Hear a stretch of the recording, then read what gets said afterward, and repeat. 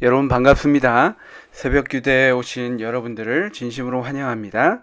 오늘은 다섯째 날 다니엘의 기도라는 제목으로 우리 함께 말씀을 나누겠습니다. 말씀 시작하기 전에 기도 함께 하도록 하겠습니다. 저희를 사랑하시는 아버지 하나님, 저희 이 아침 또 주님께 먼저 우리의 삶을 드리고자 합니다. 주님께서 저희에게 말씀하시는 그 기별을 통하여 또 그 명령과 또 그 축복을 통하여 저희가 오늘 하루 충만하게 살아갈 수 있도록 도와주시고, 또 주님, 저희가 세상의 삶 속에서 너무 빠져 살아가지 않도록 도와주시고, 또 그러한 것들이 우리의 삶을 지배하지 않도록 주님, 우리가 주님 앞에 매일 나가는 일에 게으르지 않도록 주님 인도하여 주시옵소서. 이 시간 온전히 함께 해주시옵기를 예수님의 이름으로 간절히 기도합니다. 아멘. 여러분 안녕하십니까? 오늘은 다섯째 날 다니엘의 기도라는 주제로 우리 교과책 158페이지에 있는 말씀부터 좀 보도록 하겠습니다. 우리가 구약의 여러 성경의 인물들이 있고 올해 우리 삶 속에 영향을 미치고 있는 우리의 영적 지도자들이 있는데, 그러한 영적 지도자들 중에서 또 가장 유명한 사람 중에 하나가 다니엘입니다. 신명기에 나타난 신명기에 나타난 말씀을 여러 곳에서 반복하고 있는데, 특별히 다니엘에서도 그 말씀을 반복하고 있습니다. 우리가 주초에 본 것처럼 이 예레미야 또 이 다니엘 이렇게 비슷한 시대에 살았기 때문에 어떻게 보면 서로 다 영향을 받았을 뿐만 아니라, 또 신명기에 나타난 말씀들이 어떻게 보면 전 세대를 아우르는, 지금 우리가 살고 있는 이 시대의 모든 것도 함께 적용되는 말씀이기 때문에 아마 그렇지 않나 생각됩니다. 그래서 오늘은 다니엘 9장에 있는 말씀을 우리가 살펴볼 텐데요. 선지자 예레미야의 글을 통해서 이스라엘의 황폐함, 곧 70년이 거의 다 맞춰가고 있음을 알게 된 다니엘은 간절한 마음으로 기도하기 시작했습니다. 교과에 있는 내용입니다. 이 위대한 기도에서 다니엘은 자신과 백성들의 죄를 자복하고 그들에게 내린 재앙 가운데 나타난 하나님의 공의를 인정하며 진심을 다해 눈물로 탄원했다. 여러분, 저는 다니엘의 기도를 볼 때 처음에는 중보 기도만 있을 것이라고 생각했습니다. 왜냐하면 다니엘은 성경의 여러 인물들 중에서도 유독 그의 단점이나 흠이 성경에 기록되지 않은 그러한 사람 중에 하나이기 때문에 이 다니엘이 하나님께 회개하고 또 하나님께 이렇게 간절히 탄원할 만한 것들이 있을까 생각을 했는데, 다니엘은 이 모든 것들이 자신의 죄처럼 또 하나님 앞에 그 모든 것을 회복해 주시도록 기도하는 것을 우리가 볼 수 있는데요. 우리 말씀을 한번 좀 살펴보도록 하겠습니다. 9장 1절부터 19절에 있는 내용입니다. 1절입니다. 메대 족속 아하수에로의 아들 다리오가 갈대아 나라 왕으로 세움을 받던 첫 해. 2절. 곧 그 통치 원년에 나 다니엘이 책을 통해 여호와께서 말씀으로 선지자 예레미야에게 알려주신 그 연수를 깨달았나니 곧 예루살렘의 황폐함이 70년 만에 그치리라 하신 것이니라. 이 말씀을 통해서 다니엘이 이스라엘의 그 기간이 꽉 찼음을 이제 알게 되었습니다. 그래서 그때부터 그가 금식하며 베옷을 입고 죄를 덮어쓰고 주 하나님께 기도하며 간구하기를 결심하였다라고 3절에서 이야기하고 있습니다. 5절에 보면 우리는 이미 범죄하여 패역하며 또 행악하며 반역하여 주의 법도와 규례를 떠났사오며. 다니엘은 이 신명기에 또 구약에 나와 있는 이 말씀들에 아주 익숙했던 것 같습니다.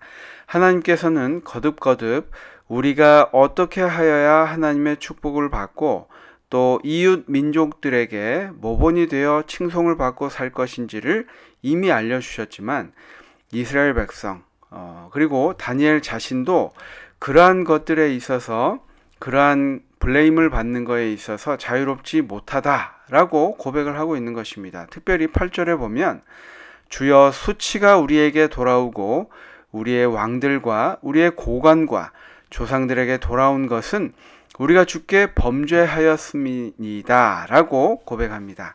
그러니까 지금 우리가 이렇게 고난을 당하고 또 어려움을 당하는 것은 하나님께서 말씀하시고 조언해 주셨지만 그것들을 온전히 순종하지 않은 우리들의 죄의 결과이다 라고 고백을 하는 것이죠.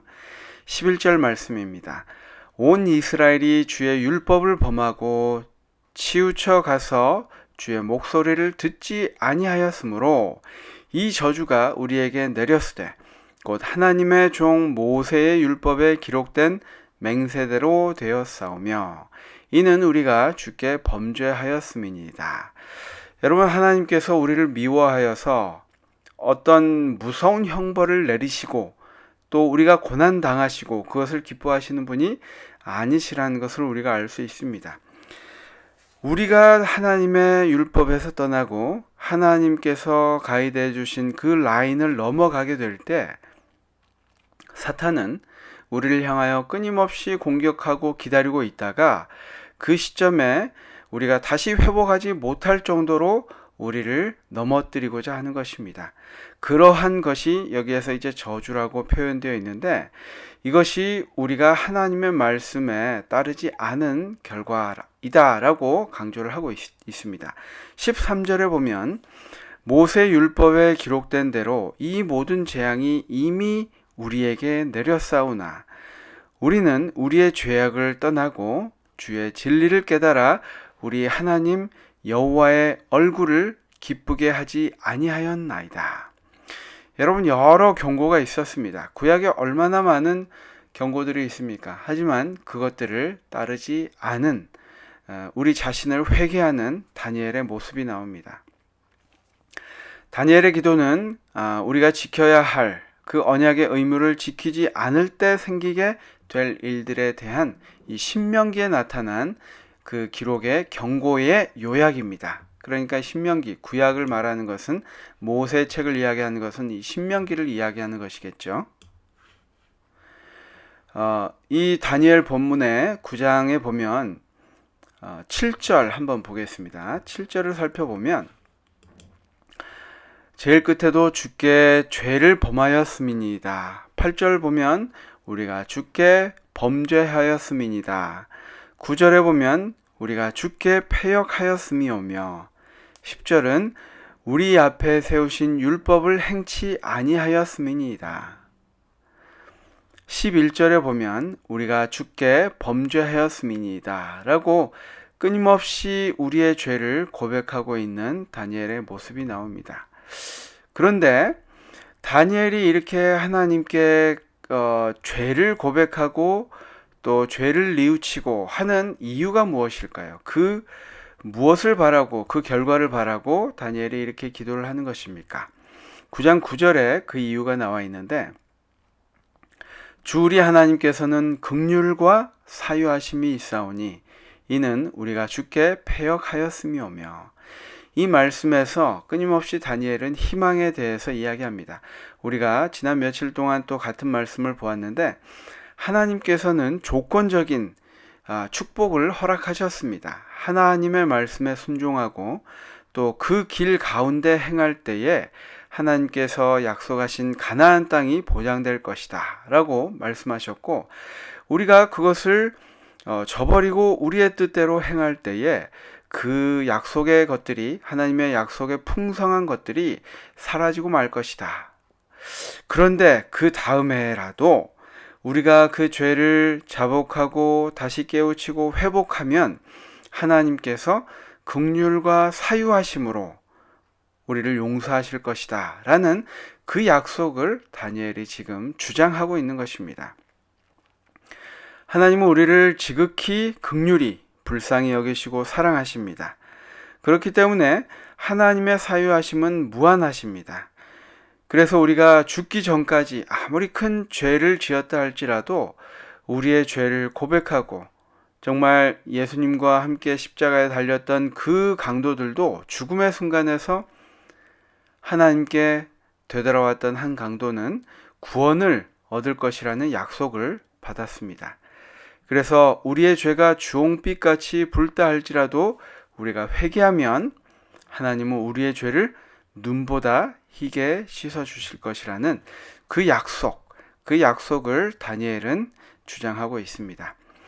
교과로 돌아와서 신명기에서 말한 것 같이 그들은 순종하지 않으므로 그 땅에서 쫓겨나게 되었는데 그것은 하나님께서 이미 모세에게 정확히 경고한 사실이었습니다. 신명기 31장 29절에 보면요. 이스라엘 백성들이 정말 이 우주의 왕이신 하나님의 지배를 받는 또 순종하는 그러한 나라임에도 불구하고 그 나라가 수치를 당하게 되는, 하나님의 백성들이 이방인들로부터 수치를 당하게 되었다는 그 사실에 대해서 정말 통탄하고 이 비참해하면서 다니엘이 우리를 회복시켜 주소서 하고 기도하고 있는 것입니다. 다니엘은 하나님께 눈물로 탄원을 드리는 가운데 재앙의 때에 많은 사람들이 하나님을 향해 말하는 왜라는 가장 일반적인 질문을 드리지 않았습니다. 왜 그럴까요? 왜 하나님은 우리에게 이렇게 고난을 허락하십니까? 왜 그렇게 다니엘은 기도하지 않았습니까? 그 이유는 간단합니다. 다니엘은 그 모든 것들이 왜라고 할 필요가 없이 신명기의 말씀, 이 구약의 말씀에 이미 나와 있었기 때문입니다. 이렇게 하지 않으면 이렇게 될 것이다 하고 분명하게 정확하게 기록된 이 신명기의 말씀을 다시 한번 요약하여 우리에게 주고 있는 것을 볼 수 있습니다. 여러분, 우리가 비록 죄로 인해 고통 가운데 살지만 우리에게는 하나님께서 주신 약속이 있습니다. 어떻게 하면 그 약속들이 우리 삶에서 살아 숨쉬게 할 수 있을까요? 라고 질문을 하고 있습니다. 여러분, 우리가 어떻게 해야 이 세상에서 죄악 가운데 살면서 끊임없이 쓰러지는 우리의 모습을 보면서 좌절하지 않고 다시 하나님께 일어설 수 있을까요? 저는 그 방법이 끊임없이 하나님께서 우리에게 주신 약속을 의지하라고 말씀드리고 싶습니다. 우리가 말씀을 보는 이유가 무엇입니까?